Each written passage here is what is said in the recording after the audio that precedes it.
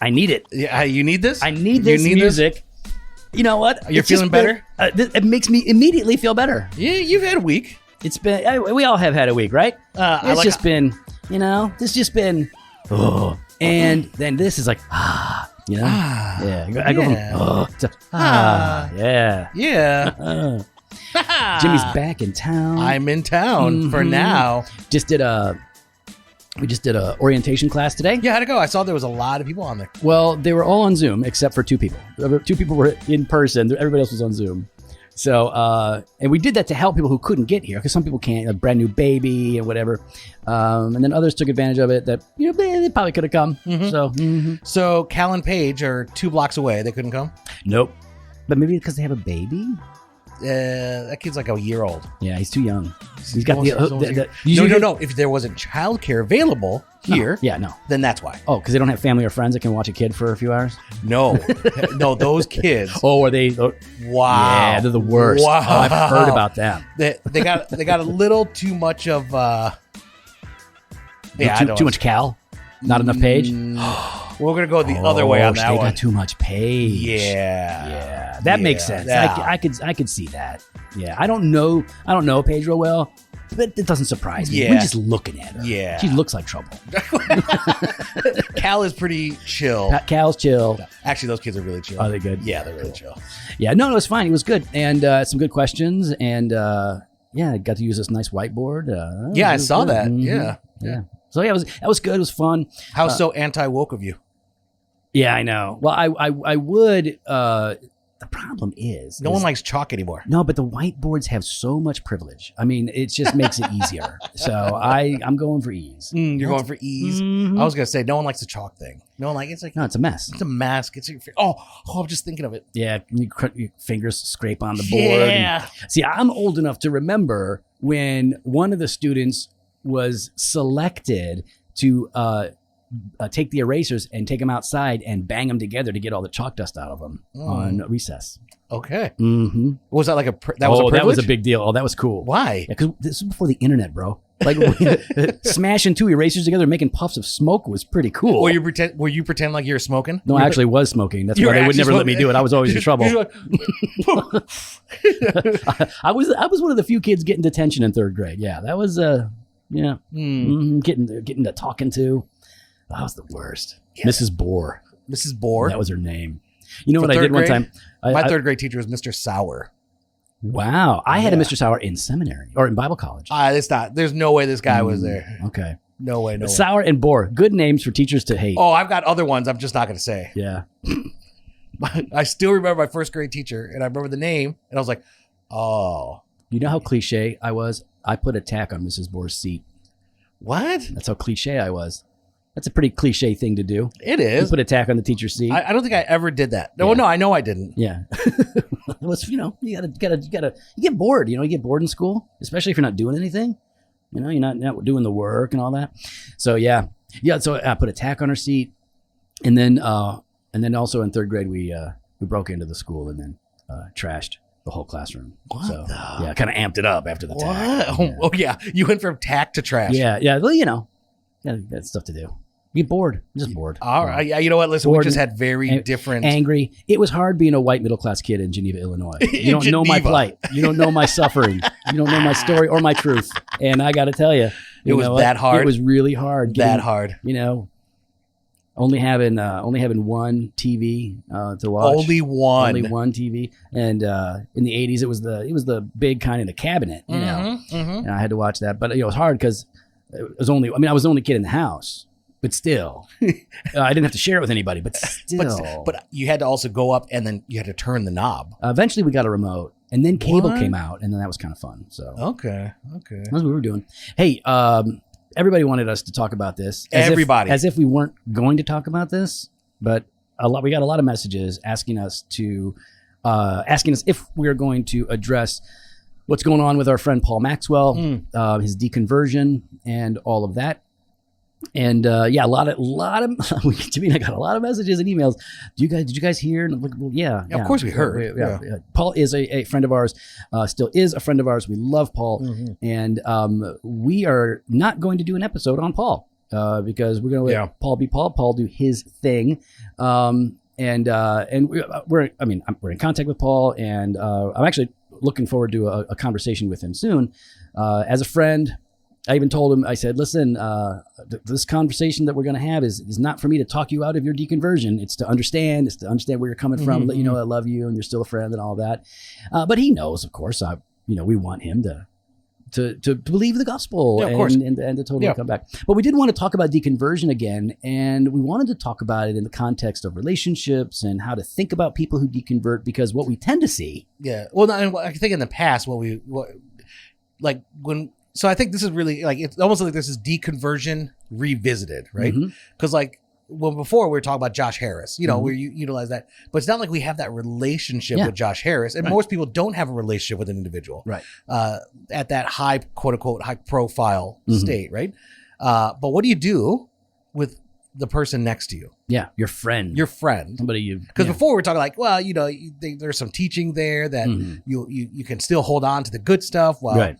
You know what I mean? That doesn't mean go crazy and abandon all things, right? But yeah, how do you do it when it's your friend, when the guy was sitting next to you in the pew? Yeah, because eventually you'll experience this. Somebody will walk away from the faith that you actually care about. And think about your time in youth ministry, right? Like, I'm not talking about like leading it. I'm talking about being in it. How many of your friends, at least I could think of, individuals that were part of youth ministry, and they seem like they're moving forward and going well, and then all of a sudden they're gone. Yeah. It happens. And if you haven't seen it, you will see it. And it's easier to talk about it in some ways if you don't know the person, because you are then able to just focus on sort of the issue or the facts, but it's still possible to get it wrong. And it's still possible to even talk about these people in unhelpful ways. There's been a lot that's been written. And so we want to talk through it from a pastoral perspective and be an encouragement to you guys who are brokenhearted when you see people walk away. And especially we want to encourage some of you who maybe are responding with less grace than you should to people that are going through this. So I've seen some of that too.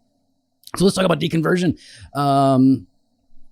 It's a weird word. Yeah. It's a new word. It's not a biblical word. No. What are we talking about when we talk about deconversion? I guess at the just the fundamental level, we're really talking about a renunciation of the faith. Yeah, that's what it is.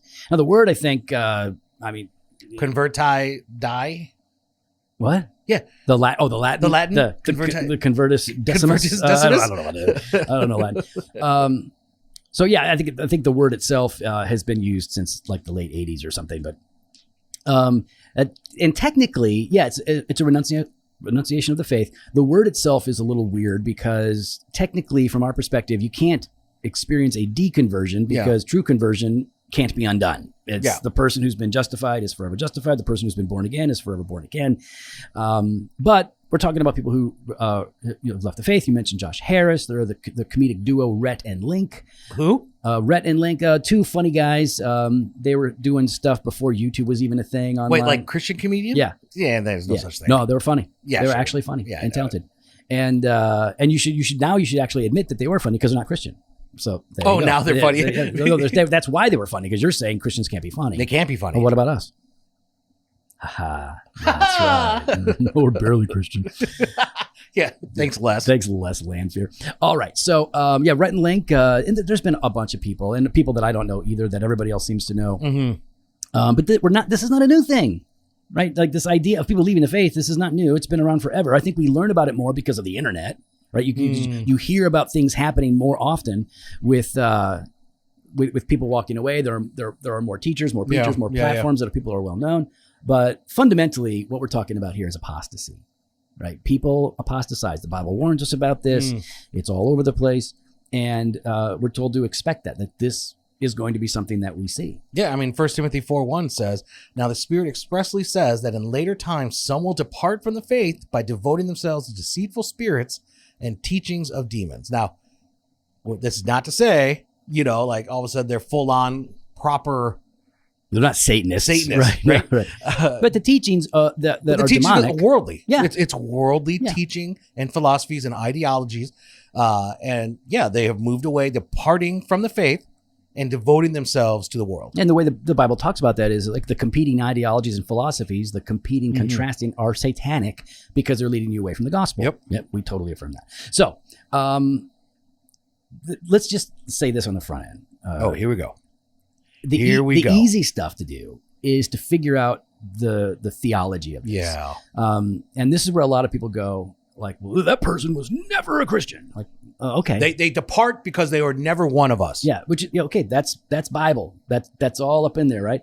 James, 1 John, all of that's pretty clear. And you're not saying there's something wrong with the Bible or we don't agree with the Bible. We're just saying. It's great. It's like, but those are easy. Like, yes. And we need to know that stuff.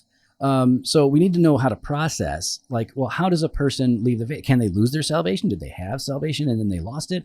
Or, were they in the mix of the gospel and the faith and the church, and yet it never really took root in their hearts? And figuring out those answers, especially in the Reformed tradition, I think it's relatively simple. Well, I think it's simple because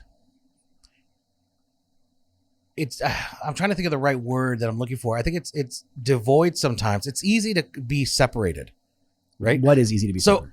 Okay. So when I look at a Josh Harris, right? Yeah. I look at a Josh Harris. I would use that as an example. Mm-hmm.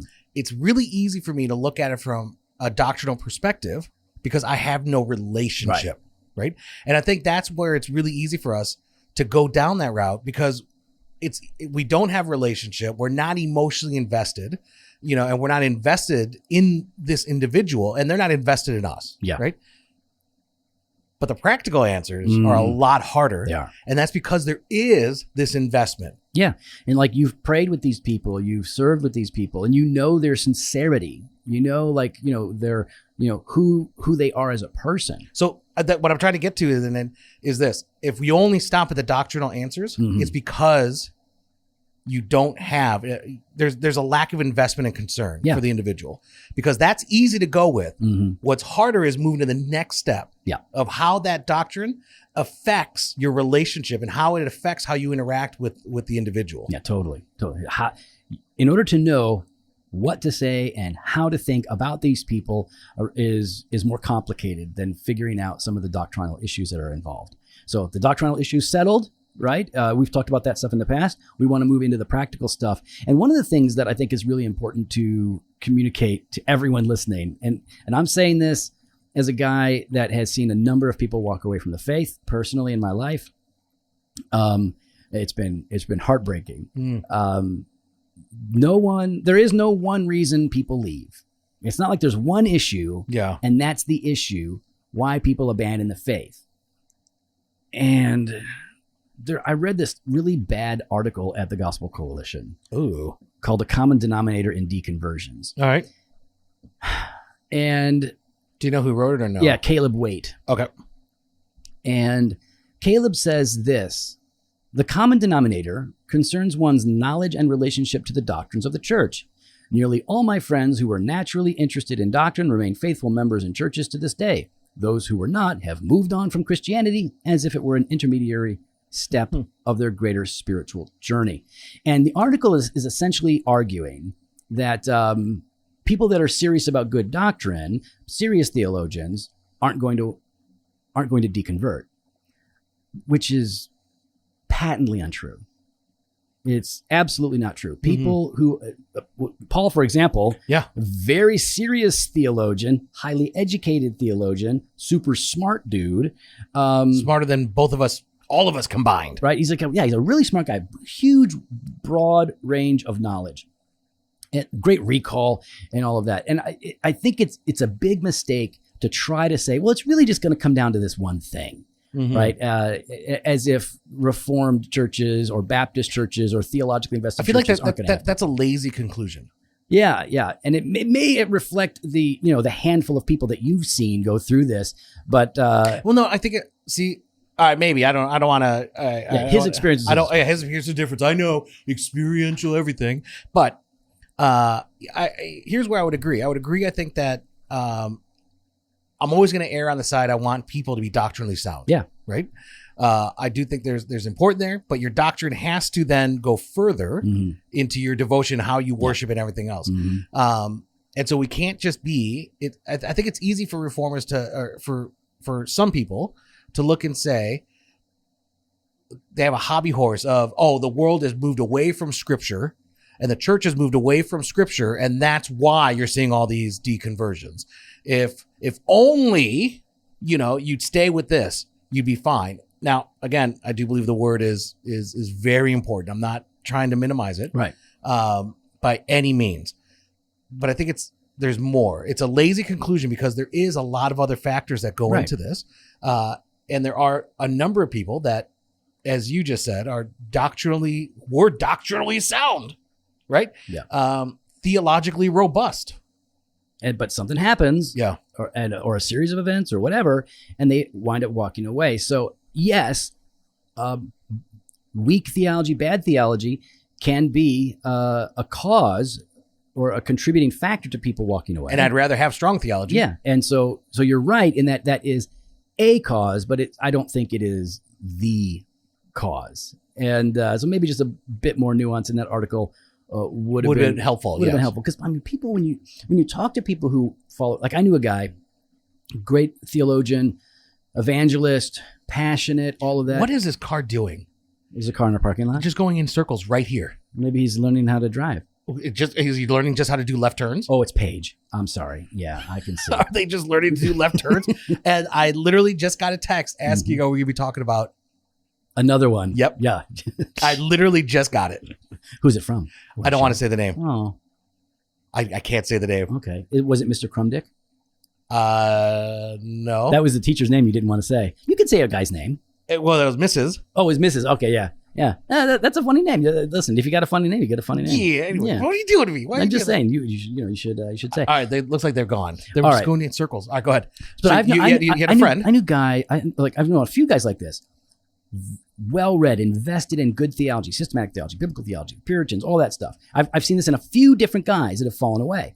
And one guy in particular, he fell away, pursued sin hardcore, went deep into it, renounced the faith, and eventually was brought back. Eventually was converted.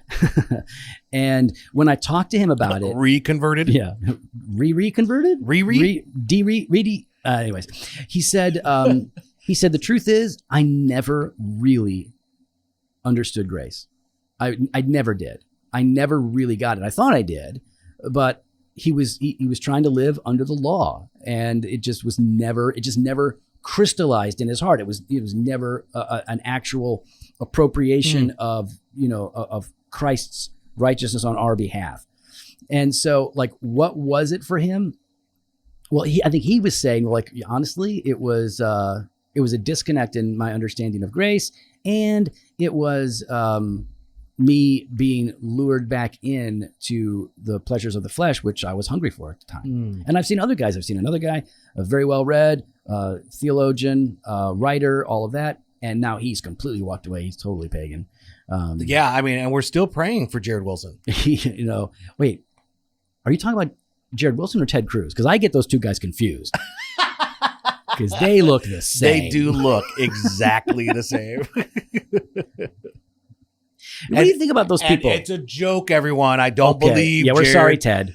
We're really. I know that's insulting to say that you look like Jared Wilson. No. I'm not saying that Jared Wilson is a non-believer. No, you were implying that it was an insult to say. Oh yeah. Are you apologizing for saying Jared Wilson had fallen away, or for me saying he looks like Ted Cruz? Which one are you apologizing for? The former. Okay. All right. Because I'm not apologizing for the latter. No, I don't think you should. I'm just, yeah, keeping it real. I'm just saying there's how some people get like, yeah, I know. We're being so divisive. The reason you can make fun of Jared like that because he is a solid gospel man. Like we're joking. It's obviously not real. One of the things that I have picked up on in different conversations over the years with people who leave the faith is some people are like, so they were just like pretending. They were just like pretending to be something that they weren't. They were faking. Like, were they just kind of going through the motions and was it just because, their parents made them, or maybe a significant other forced them, And so like they were like pretending to be something that they weren't. And there are definitely cases where people are trying to keep up appearances for the sake of either reputation or for the sake of pleasing family. Like that's certainly a thing. But the people that I know who have deconverted or apostatized, they weren't faking anything. They weren't pretending to be Christian when they knew that they weren't. They were sincere. Yeah. They actually, cared and tried and were committed. They weren't trying to pull the wool over anybody's eyes. Which is why I think like a decision like this, especially I don't think it happens overnight. You know what I mean? Right, like, right. That should tell you something. It's not like one just walks away and says, out. Yeah. Right? Yeah. Like it takes quite a bit. I from my not experience, but as I've seen people and walked alongside them, it takes a lot of, for lack of a better phrase, soul searching. Yeah. Right. Like really pounding through it. Like what I want to believe. I want to, but something like there's just something. It doesn't, well, they don't have faith. Yeah. Now, like some would argue they don't have faith anymore. Other people would say, well, they had a kind of faith, and we could parse all that out. But the point is that at this point, they do not believe. So what do you want them to do? Like one of the things I told Paul was, I said, hey, look, you can always keep it real. You're always going to be honest. And I would rather people be honest and tell me exactly where they're at and what's going on. And so, people who were sincere and trying or were committed, when they go through this, they have a variety of ways of sort of responding, a variety of ways of functioning afterwards, right? Mm-hmm. And some people are just really broken because Christianity and the faith was such a big part of their life and their relationship and their friends. So when they deconvert, they're really broken over it, right? They're hurt. They feel a sense of isolation. That's not everybody. That's just some of them have that response. But there are different ways that people respond in the midst of deconverting. Some people are angry, right? For sure. Yeah, they're angry with the church. They're angry with individuals. They're angry with God. And some of that could be justified, right? They've been abused or mistreated in the church. And I think we can all understand that. And so if they're deconverted, they're angry. They're some people are not just angry. Some people are even hostile now. And like they are super, like you can be angry and not say much and just kind of burn. But the hostile people, like they're flaming. They're flaming the church. They're flaming Christians and we, that's not always the case, but sometimes it is. Yeah. Some people are just false teachers. They do. They really take up a mantle, if you will. And expound on that, right? And try to get people to go with them. Yeah. Like there are some zealous people who deconvert or apostatize, and they want people to follow them. They want the church to fall because they view it now as an enemy of the truth. And there are metal bands that I listen to. There are a couple of them. They're not satanic in any explicit or direct sense, but they are anti-religion because they believe religion is a poison to society, right? And I think they're wrong in that, of course. But they don't like any religion, and like some of their songs will reflect the vanity of religion, and sometimes they'll take aim even at Christianity. And what I find is that oftentimes they kind of function as false teachers in that way, right? They're trying to lead people away. But oftentimes the faults that they criticize, the hostile words, they're right. Like when they point out the errors that are present in the church, I can't help but go, you're right about that. The popular American form of Christianity should not be what attracts you to Jesus. Yeah. And the abuses of leadership, the hypocrisy of some Christians, like, well, yes, that should all be called out. So sometimes these hostile people, these false teachers, are kind of motivated by legitimate problems, but it has so clouded their understanding that they disregard all of it. And then, some are very much, they're not just taking issue with the abuses. They don't like the very core tenets of the faith, that we are sinners in need of redemption, that our only hope is Christ's sacrifice and substitution. So that definitely is a part of it. And some people are just done, right? Yeah, they've just said enough's enough. They're weary, tired. They don't believe. They don't think it's worth it. All that to say, like, there's a lot of different people who deconvert for a lot of different reasons, and it's not just one thing. And it's why it's really important to understand, if you're going to talk to people who have deconverted, if you're going to have a relationship with them, you need to know sort of how to talk to them, and that's going to depend on where they're at. Are they hostile and angry, or are they broken and weary? Are they mad at God and at Jesus for the very truths that are in Scripture? Or are they mad at a misunderstanding of God, a caricature that they somehow inherited from a church or from somebody, or from their own just wonky reading of the Bible? So I think, are you suggesting there's different tones for different individuals? Yeah, totally. It's interesting because... so like a deconverted hostile one, there'd be a different tone than a deconverted broken one. I'm just using these phrases here. I think as Christians, and especially as pastors, you talk to people in different ways depending on the condition of their soul, right? The people that are broken and weary, well, you don't need to lay into them. What you want to do is hold out the hope of the gospel. Yeah. People that are hardened and proud, well, you might need to lean a little harder on the law for them so that they see the reality. And people that are actively leading people away in a false teaching kind of a way need to be addressed, and their arguments need to be hashed out, oftentimes even publicly. But then other people who just like, I just want to get out, like, you guys do you, I'm going to do me, and we're all okay, and it's all fine. I think it does require a different tone, sometimes even different words. There was Russell Moore did a couple of years ago. Russell Moore did a video on deconversion, and one of the things he was stressing is like, look, people that you admired or listened to or whatever, when they deconvert, sometimes you don't know what to do, because they were on your team. They were on Team Jesus, and now they're not. And so now they're with the enemy. And it's easy to lose a heart of compassion towards them and to just sort of, cast them aside. So I think when you're engaging people, whether it's online or in your life, who have walked away from the faith, you need to have a pretty good understanding of where they're at and how they arrived. Now, of course, you may not have any of that information to start. So start maybe with some questions, instead of just hurling accusations.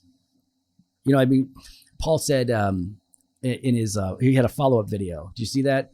Where people were telling him he's going to hell. Oh, yeah. And you can see Paul's heart in that. He's like, I know you love me. I know, like, you mean that in the best possible way. And so, like, telling somebody who has a MDiv, Master's, Moody grad, Westminster grad, that he's going to hell, he knows that. He knows that that's the Christian teaching. But maybe there is a more positive way to talk to somebody who's going through that. And,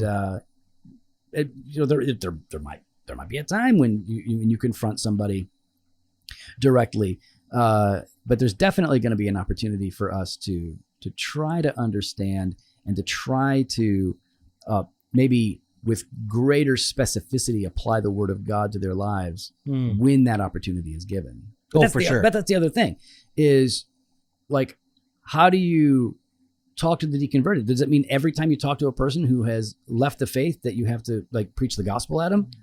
Bring out the Romans road? Yeah. I mean, is you going to, like, get your 4 spiritual laws, switchblade track, pop it out, and then be like, hey, man, you know what time it is? It's time to go through the 4 spiritual laws. I don't think that's not going to always be the case. There's going to be a time to talk, a time to listen. Yeah. When there's opportunities, that's great. I think sometimes people just don't want to feel like, at least I assume, maybe I'm wrong, I don't know, I feel like people don't want to be treated like a project. Yeah, totally. And any person who understands the heart of sincere Christians knows, oh, they want me to believe in Jesus. Mm-hmm. They know that. But again, now hold on. The flip side of that, though, is that's easy to use as an excuse for never saying anything. Right. You know what I mean? Yeah. Yeah. And again, I think any person who knows the heart of Christians, when a Christian never talks to them about Jesus, never invites them to believe, that what can they conclude? But, oh, so you don't care. You don't care if I go to hell. Or this is not really that important. Yeah. Or maybe you don't believe it, or it doesn't matter. So I think that all that is is helpful to consider as we're kind of walking through this. I mean, when I was years ago, this would have been like, I'd been a Christian for about 4 or 5 years. And this was in the midst of people, some people, young people who were previously passionate, articulate Christians who were, out there doing great things, falling away, falling into great sin, giving up the faith. And at that time, I was reading William Gurnall's The Christian in Complete Armor. Okay. Which is a big book on spiritual warfare, and it deals with a lot of apostasy.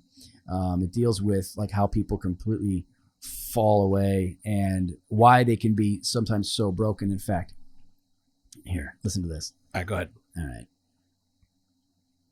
William Gurnall said this: "None sink so far into hell as those who come nearest to heaven, because they fall from the greatest height. None will have such a sad parting from Christ as those who went halfway with him and then left."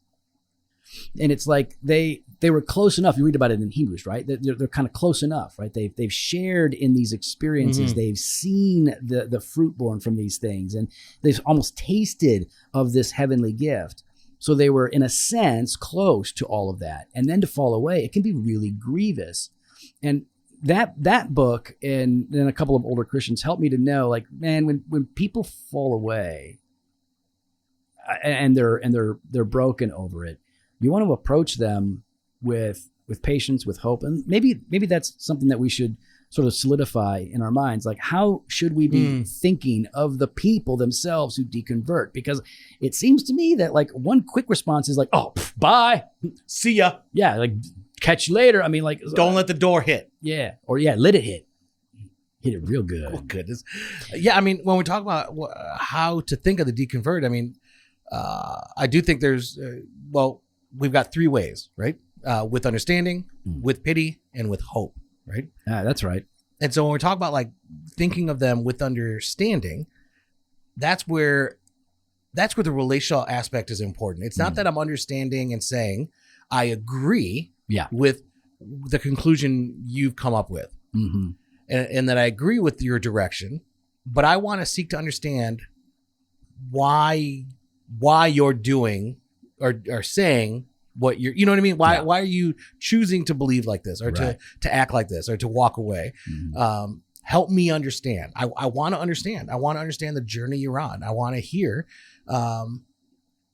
what has impacted you in this, so I think it's really important. Now, that doesn't mean that we're looking at them and saying, hey, I agree. Right. Good for you.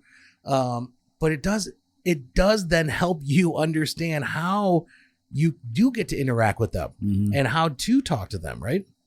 It's important, right? If you care. I mean, you want to be understood, right? Mm-hmm. Yeah. Especially if you do something that upsets people, you really do want to be understood.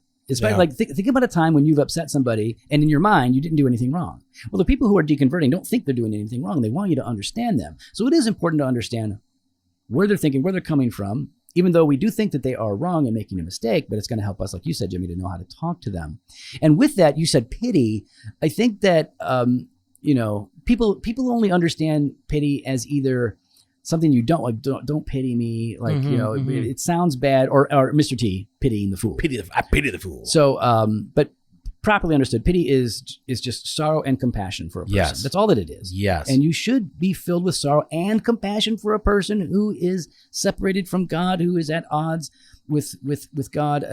You should care, and compassion goes a long, long way, because it sort of determines the tone and the approach that you have with a person. If you're compassionate on them, you're still going to tell them the truth, but you're going to, I think, do so with a sense of love. And when you see how Jesus confronts sinners who are completely separated from God when they're not yet converted, most of the time when Jesus talks to them, he's very compassionate. Mm-hmm. He still calls them to repent. He still calls them to believe, but he saves his harsh words for the religious leaders who are leading people away into heresy. So I think pity is one of the more important things that we might want to recover. Well, yeah, especially since, Jesus at his heart is gentle and lowly. That's true. That's a good book. Everybody should read that book. Gentle and Lowly, by the way.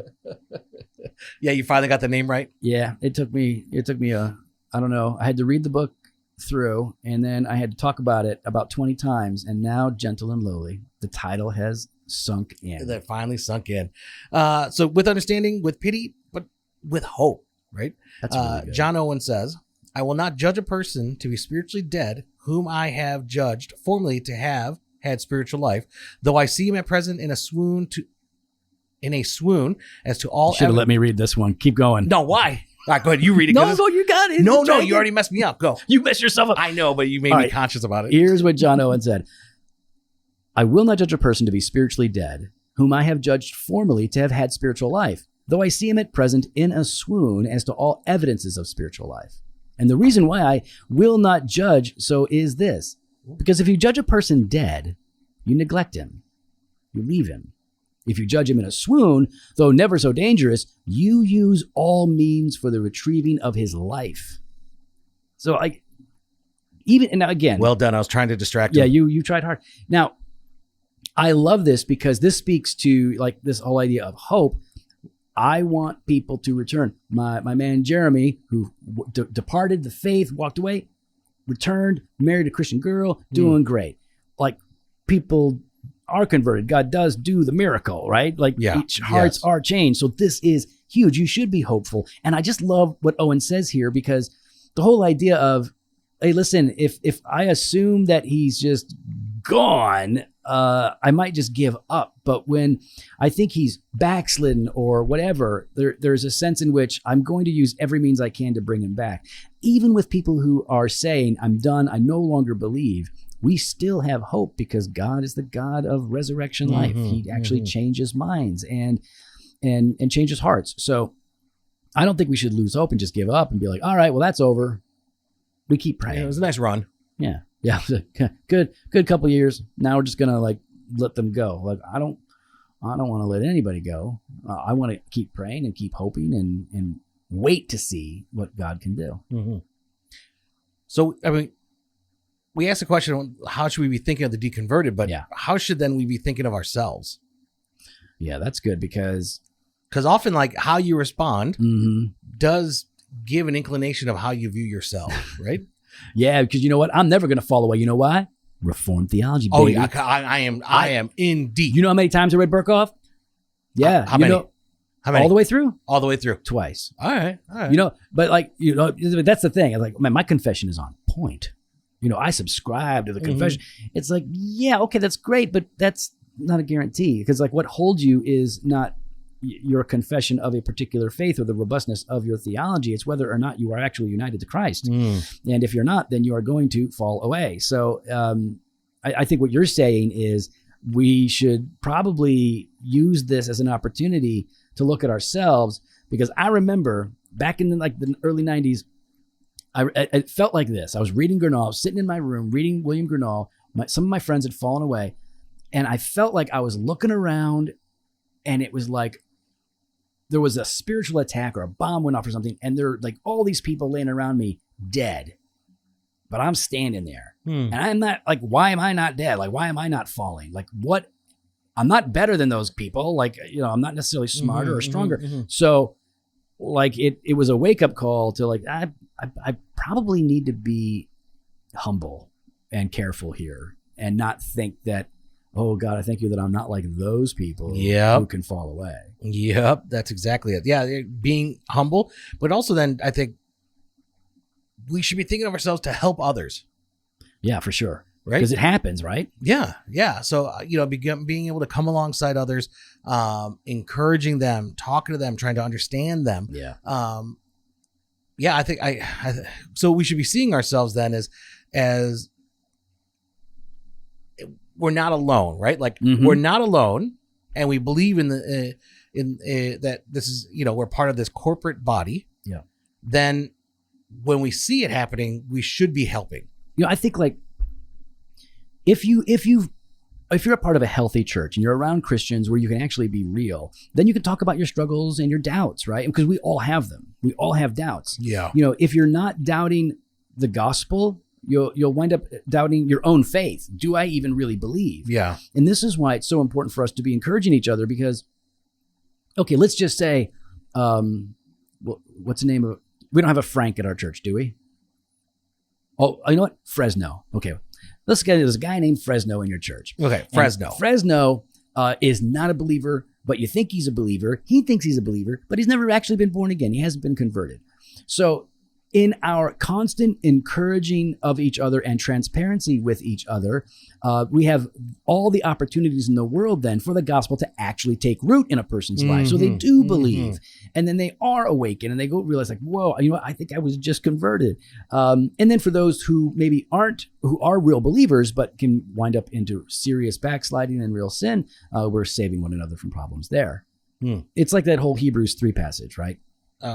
Take care, brothers, Hebrews 3:12. Yeah, go ahead. Take care, brothers, lest there be in any of you an evil, unbelieving heart, leading you to fall away from the living God. But exhort one another every day, as long as it is called today, that none of you may be hardened by the deceitfulness of sin.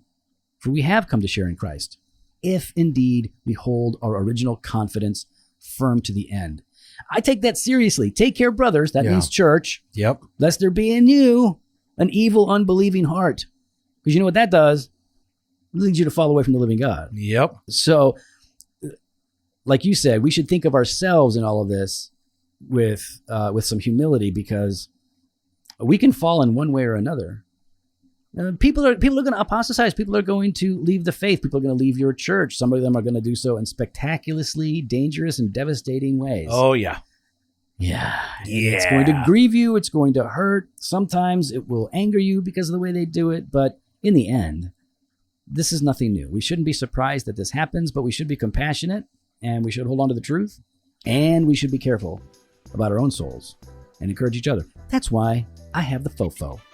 And I have the JoJo. We have the Jofo, couple of gospel and needy dudes who not only share gizzards and cigars, but also the truth. How's that, Jay? That was fantastic. Well, we'd love to hear your thoughts. You could follow us online on Instagram and Twitter @DocandDevo, or on Facebook /Doctrine and Devotion. You can head to the website, doctrinedevotion.com. There you can contact us. You can sign up for the email blast, or hit the store, jofostore.com, and grab some gear. Hey, tell them about that all access stuff. Well, this is all access. But we're giving this out to everybody. Oh, that's right. We're going to give this one out for free. If you enjoyed it, you want more of this Banter of Truth, head on over to doctrinedevotion.com /all access. You get Banter of Truth and Weekday Wisdom Monday through Friday. Good stuff. Fresh Pot every Monday and Thursday. We got them blog posts and video content over at the website. Later.